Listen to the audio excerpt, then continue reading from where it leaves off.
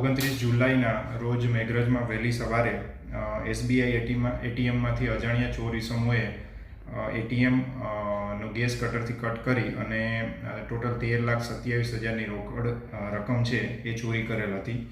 આ ગુનાની તપાસમાં CCTV જોતા આમાં એક ઇકો ગાડીનો યુઝ થયેલ છે અને એ જે ઇકો ગાડી હતી એ મોડાસા રૂરલ પોસ્ટે વિસ્તારમાંથી ચોરી થયેલ હતી અને એ ચોરી કરવા માટે પણ એક બીજી અપાચે મોટરસાઇકલનો યુઝ થયેલ હતો. તો આગળ તપાસ કરતાં આ જે મોટરસાઇકલ હતી એ એક પરપ્રાંતીય આરિફ ખાન ઇદ્રીસ ખાન નામના ઈસમે ખરીદેલી હતી કે જે બીજા એક પરપ્રાંતીય પરવેઝ સમીમ ખાન સાથે મધુવન સોસાયટી મોડાસામાં રહેતો હતો.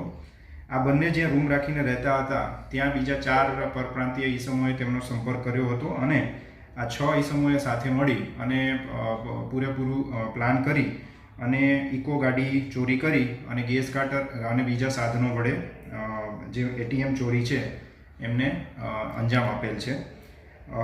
આ જે ગુનો છે એને શોધી કાઢવા માટે રેન્જ વડા વિરેન્દ્રસિંહ યાદવ સર અને અરવલ્લી SP સાહેબ શેફાલી બરવાલ સાહેબની સૂચનાથી અને PI DB વાળાની આગેવાનીમાં 2 ટીમો બનાવેલી હતી. એક PSI વિજય તોમર અને બીજી PSI VD વાઘેલા સાહેબની.